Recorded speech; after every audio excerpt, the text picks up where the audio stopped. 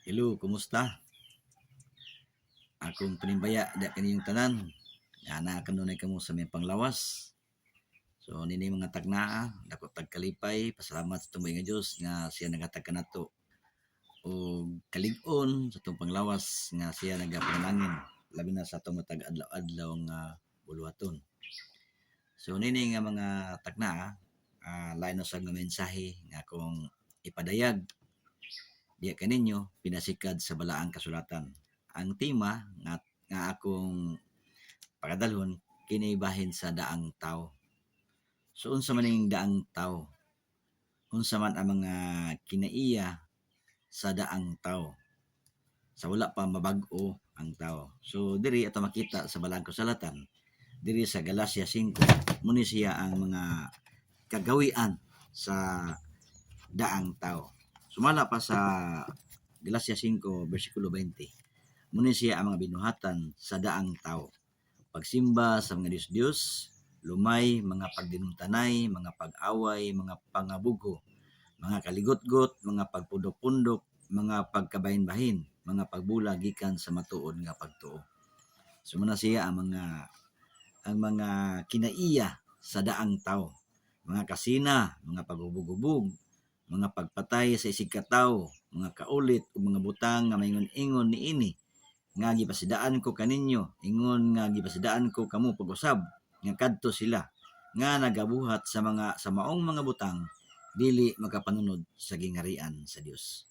So kini ay mga kaygalaan kay suunan, kining kagawian sa daang tao sumala pa sa atong nabasa, wala gyud sila'y panulundon diha sa gingarian sa Dios. Dugang nga bersikulo nagsaysa usab diri sa Colosas 3. Atong nabasa sa Colosas 3, nagsaysay usab diri ang balaang kasulatan. Gikan sa 5 paingon sa 9. Busap kamatyan ninyo ang inyo mga bahin sa mga yuta, ang papakigilawas, ang pagkamahugaw, ang kaibog, ang dotang tingwa ug ang pagkahikaw nga mao ang pagsamba sa mga Dios-Dios. Nga pinaagi ninyo mga butanga ang kaligot-got sa Dios nagaabot sa mga anak sa pagkadili matinahuron. Muna sa igsuuno nga ang pulong sa Ginoo kanunay kini nagapasidaan kanato tungod kay lisod kayo, no, kung naa pa nato ang kinaiya sa daang tao. Kay sumala pa sa Ginoo sa Biblia nga atong basa nga ang naa niini nga buluhaton walay panulundon diha sa iyang gingarian. Apan karon isalikway gayud usab ninyo ang kining tanan, ang kasuko, ang kaligot-got, ang pagkamadinauton, ang pagpasipala, ang pulong malaw ay gikan sa inyong baba. So usa na siya nga ipasalikway sa Dios sa ato ang kinabuhi, no?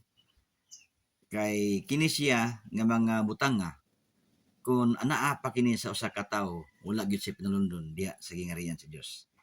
Unya gingon pa sa 9, dili kamo magbinakakay ang usag-usa sa nakita nga naghubo kamo sa daang tawo uban sa iyang mga buhat. Oh. So kinahanglan gyud nga anaa nato ang tinud-anay. Ingon nga kita kung nahimo na kitang bag-ong binuhat. So kung nahimo tang bag-ong binuhat, wala na to ang paggawi sa daang tao. Kana bitong ato nang gidawat si Kristo nga nabag-o na ta pinagi sa bautismo. Kini mga butanga ato na gyud siyang isalikway tungod kay kung anaa pa kanato ang kinaiya sa daang tao, wala gyud tay panulundon diya sa iyang gingarian. So unsa tong himuon? Sumala sa saysay sa balaang kasulatan. Hebrehanon 12 bersikulo 1. Unsa may giingon sa Hebrehanon? Hebrehanon 12, no? Bersikulo 1. Nagsaysay ang balaang kasulatan. Nag-ingon diri. Busa sanglit kita ginalibutan sa usa ka labihan kadako nga panganod sa mga saksi. Isalikway ta ang tanan nga kabug-at ug ang sala nga sa dakong kasayon nagasipit kanato og pagadalaganon ta nga mapailubon ang lumba nga gitanyag sa atong atubangan.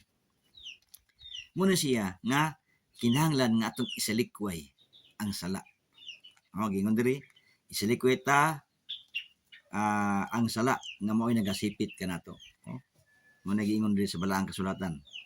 Kay kun anaa pa kanato ang sala, dili gyud ta makalahutay sa lumba nining kalibutan. Kay ngato ang pagkinabuhi, pagpangalagad sama man ni sa lumba. No? Kung dunay kabug-at nga imong ginaladala, labi na kanang sala, anaa sa imo di gyud ka kalahutay sa lumba. No? Dali ra gyud kang mapukan. Naging sa Biblia nga isalikway, no? Isalikway nato ang sala. No? Kabug-at kay mo na kana siya ang nakahatag og babag sa ato ang papangalagad. Ang nang tao wala gyud na siya luna, no? Kay anaa kaniya ang tanang mga mangilad nga mga buluhaton. Gingon usab sa Roma 6, unsa pay gisaysay sa Roma 6 bersikulo 6. Nagsaysay ang balaang kasulatan. Sa baluan kini nga ang atong tawo nga daan gilansang sa krus, uban kaniya aron ang lawas sa sala pagalaglagon aron kita dili maulipon sa sala. Sumuni siya ang gihimo sa Dios. Nga ang atong sala giyon sa niya gilansang na ngadto sa krus aron dili ta maulipon sa sala. Umanta na sayod sa kamatuoran. Umanta na sayod sa kamatuoran, wala na ta naulipon sa sala. Kung nabag-o na ta, kung ato na gyud gihimo nga ang kabaguhan sa tuang kinabuhi. Siyang ato nang gidawat si Kristo. Wala nang lang luna sa tuang kinabuhi ang daan nga paggawi. Kanang daan nga paggawi mo to siya ang mga binuhatan nga supak sa kabut-on sa tungbuhi nga Dios. So ingon sa Roma 6:18, og sa nangaluwas kamo gikan sa sala, nangaulipon kamo sa pagkamatarong. So muna siya ang ingon sa Biblia. Kasi nangaluwas kita gikan sala, nangaulipon na kita sa pagkamatarong. Muna siya nga ato ng subayon ang sibo nga mga buluhaton sa kabut-on sa tungbuhi nga Dios. Dugang nga bersikulo sa 2 Timoteo 3. 2 Timoteo 3, bersikulo 12. Nagsaysay ang balang kasulatan. Oo, ang tanan nga mga mahagugma magkinabuhi sa pagka-Dios nun, diya ka Kristo, Jesus, magaantos sa paglutos. So muna siya nga humanta na bago sa tuang kinabuhi. Kung ato nang ibiyaan ang pagawi sa daang tao, muna siya nga ato nang himuon ang mga pag-antos. No? So sama kang Kristo sa iyang gibuhat sa kalibutan nga sa dihang nahimo niya ang tanan mga pag-antos, gidaog niya ang kalibutan. Musab kita, no? Sa tuang kinabuhi nga kung kita magkinabuhi ta nga Dios nun, kinahanglan nga mag-antos ta aron atong maangkon ang kadaugan nining kalibutan. Apan ang atong papangalagad sama man ni sa lumba, kung adunay kabug-at sa tuang kasing-kasing mga kinaiya nga wala pa nato masurrender tanan, ato nang surrender para ang atong pagdalagan, ang atong papangalagad walay babag, no? Walay kabug-at diha sa kasing-kasing. Ato nang isalikway, no? Kanang sala nga nagasipit o nisipit sa tua, ato nang isalikway para makadaog ta sa lumba nga gitanyag sa atong taliwala. So dugang nga bersikulo Matthew 16. Sa giingon. Sa Matthew 16 bersikulo 24. Nagsaysay ang balaang kasulatan. Unya si Jesus nag-ingon sa iyang mga tinun-an, kung kinsa ang buot magsunod kanako, magdumili sa iyang kaugalingon ug magpas-an sa iyang krus ug sumunod kanako. Sumuna siya nga kinahanglan kung mosunod ta kang Kristo, atong biyaan ang mga butang nga nakapabug-at kanato, no? Ug magpas-an ta sa iyang krus ug mosunod ta kaniya. Atong sundon ang mga maayong butang, no? Atong sundon ang mga butang nga angay atong pagabuhaton nga diya niya na ang atong kinabuhi adunay kasiguruhan. Kay kung kita magapadayonon ta sa atong papangalagad, muna giingon sa Biblia nga kung kita magapadayon ta o makaantos ta, giingon sa Biblia, ang ato ang mamahimo atong maangkon ang kaluwasan, ang kadaugan sa atong kinabuhi. So muna giingon sa Matthew 10, no? Matthew 10 bersikulo 22. Unsa may gisaysay sa Matthew 10 bersikulo 22, kung kita padayonon, o pagadumtan kamo sa tanan tungod sa akong ngalan. Mao na siya ang ato ang daugon. Bisag dumtan ta. Bisag dumtan ta tungod sa atong pagwali sa pulong sa Ginoo, tungod sa atong pagsunod kang Kristo, tungod kay nibiya naman ta sa daan nga mga paggawi, So daghan naman kayo ang mulantas mo nga ang imong gihimo sa una sa wala pa ka nabag-o katong daan nga paggawi. Kanya tungod kay nagbag-o na ka, daghan na po'y masina si mo, daghan na po'y dili ganan si mo, naman kay di naman ka halubilo sila tungod kay lahi naman ang ilahang pagtulunan. Gawas at nga nabag-o na ka. Ingon diri og pagdumtan kamo sa tanan tungod sa akong ngalan, apan ang magapadayon hangtod sa katapusan kini maoy maluwas.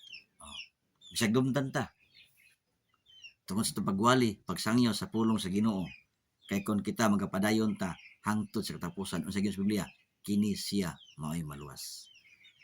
Sumuna siya nga ang daang tao moto siya nagagawi nga supak sa kabut-on sa tong buhi nga Dios.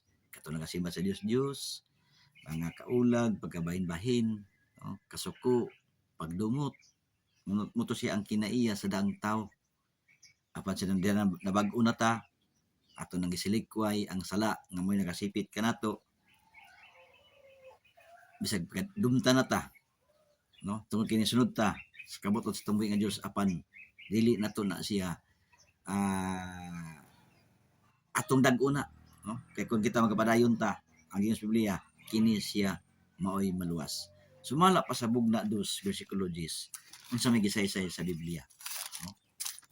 Bugna 2, gingon sa bugna 2 bersikulo 10, tungod kay diri sa Biblia lutuson man gyud ang mga katawhan, katong nabag-o na, lutuson man gyud. Apan kung kita makadaog ta sa mga paglutos, unsa pud ang atong mahiaguman. Gingon diri sa bugna 2 bersikulo 10, ayaw kahadlok sa mga butang nga sa dili madugay imong pagantoson. Aniya karon ang yawa hapit na magabutang sa uban kaninyo sa bilangguan aron pagasulayon kamo ug may kagul-anan kamo sulod sa napulo ka adlaw, magmatinumanon ka hangtod sa kamatayon ug paghahatagan ko ikaw sa purong-purong sa kinabuhi. So gisaysay diri mga kagilaan kay suunan nga bisad lutuson ta, bisan pa og ilat ang dakpon isud sa bilangguan, apan unsay maging sa Biblia, ang pag-antos nato sulod sa napulo ka adlaw. Magmatinumanon ta hangtod sa kamatayon, unsa may iyang ihatag kung kita magapadayonon nga nagsunod kang Kristo. Nagaingon sa Biblia, magmatinumanon ka hangtod sa kamatayon ug paghatagon ko ikaw sa purong-purong sa kinabuhi. Muna siya, silang nabag-o na ta, bisan unsa mga pagsulay nga itong masinati, mo padayon na gyud ta sa tuwang papangalagad. Nganuman, kay gingon sa Biblia sa Matthew 24:13, ang makapadayon hangtod sa katapusan mamaluwas. So gingon sa Jacobo 1:12, nagaingon ang Biblia, ang saysay sa balang kasulatan.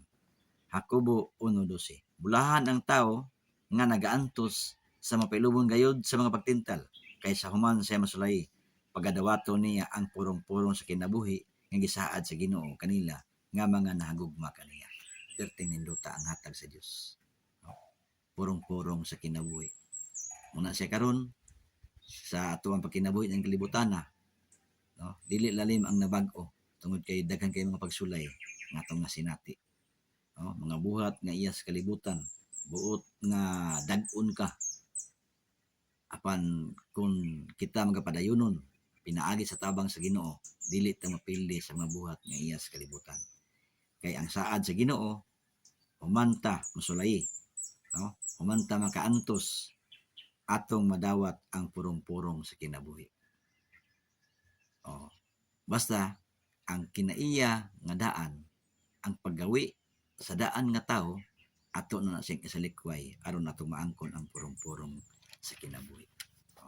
Muna siya ang kanindot kung kita nagasubay ta kanunay sa pulong sa Ginoo. Nagasubay ta o namati ta sa mga pagtambag gikan sa balaang kasulatan.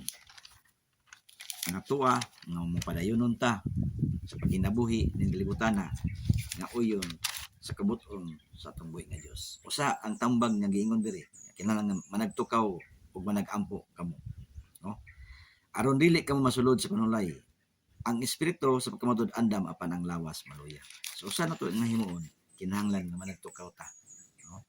Managampo sa kanunay aron di ta madaog sa mga pagtintal, no? Mga siya nga nining kalibutan na ibang sa Biblia, kung kita makadaog, no? Kung kita makadaog, pagatagan kita sa purong-purong sa kinabuhi. Mo nagingon sa Bugna 3 bersikulo 5. Kadtong makadaog, pagasuluban sa ingon sa mga bisti nga puti, ug dili ko pagapalaon ang iyang ngalan sa basahon sa kinabuhi, ug igasugid ko ang iyang ngalan atubangan sa akong amahan ug sa iyang mga manulunda. Oh. Kadto makadaog, pagabuhaton ko siya nga haligi sa templo sa akong Dios ug dili gayud siya makagula gikan didto, ug sulatan ko siya sa ngalan sa akong Dios ug sa ngalan sa syudad sa akong Dios ug ang bag-o nga Jerusalem nga manaog sa langit gikan sa akong Dios. Una siya nga nindot kayo, no? Sa tuang pagkinabuhi ning kalibutan na kung atong isalikway ang atong daan nga paggawi nga mao ang sala nga mo'y nagasipit sa tao, atong maangkon ang purong-purong sa kinabuhi ug ihatag niya ang pagbulutan para natong tanan. Ingon gidiri nga kadto makadaog, pagabuhaton ko siya nga haligi sa templo sa akong Dios ug dili na gayud siya makagula gikan didto ug sulatan ko siya sa ngalan sa akong Dios ug sa ngalan sa syudad sa akong Dios, ang bag-o nga Jerusalem nga manaog sa langit gikan sa akong Dios ug sa akong kaugalingon ug sa akong kaugalingon nga bag-ong ngalan. Oh, muna siya nga ang saad sa Ginoo kung kita nagabag-o na atong maangkon kanang saad sa Ginoo kanang kinabuhi nga walay katapusan. So ang kanindot kung kita nagapadayon ta sa pagpangalagad sa atong buhi nga Dios, ato nang gisalikway ang daan nga tao sa atong kinabuhi ug nagapadayonon ta sa atong pagpangalagad bisan unsa mga pagsulay nga atong masinati, ato na siyang daogon kay kung kita makadaog ta sa mga pagsulay sumala pa sa Kubo 1:12 atong maangkon ang purong-purong sa kinabuhi. So ang saysay sa Bugna 2 bersikulo 10 nga magmatinuman lang ta, no? Hangtod sa kamatayon magmatinumanon ta kay gingon sa Biblia atong maangkon og pagatagan ko ikaw sa purong-purong sa kinabuhi. So ang atong papangalagad ay kalibutan na naibugti, no? Naibugti nga ihatag sa Dios sa tuang kinabuhi. So ang ato ang mga baluhaton sumala pa sa 1 Korinto, dili makawang atubangan sa Dios. Gingon diri, no, sa 1 Korinto 15 bersikulo 78, busa mga igsoon ko nga hinigugma, magmalig-on kamo dili matarog, magmadagayaon sa kanunay sa buhat sa Ginoo. Sanglit, hingbaluan ninyo nga ang inyong paghago dili makawang diha sa Ginoo. Ingon ana igsoon ang pulong. Nagtanyag, nagdasig natong tanan nga sa tuang pagkinabuhi ning kalibutana, kinahanglan nga dunay Dios nga atong gilagaran nga andam nga maluwas nato. Andam mutabang nato. Nining kalibutana daghan gyud mga pagsulay. Apan kung kita makadaog sa mga pagsulay, ang saad usab sa Dios iyang ihatag ang purong-purong sa kinabuhi. Importante nga atong isalikway ang sala nga mo'y nagasipit kanato katong daan nga paggawi. Ato na siyang isalikway. Sila nabag-o na ta, ang saad ta sa Ginoo nga atong isurrender ang tanan. Tanan nga dili wala no yun sa Dios. Kanang tanan nga mga kasalanan atong nahimo ato na nang isurrender ngadto kaniya. Totally surrender tanan og magbag-o ta og mapadayon ta sa atong pangalagad hangtod sa iyang pagpadayag.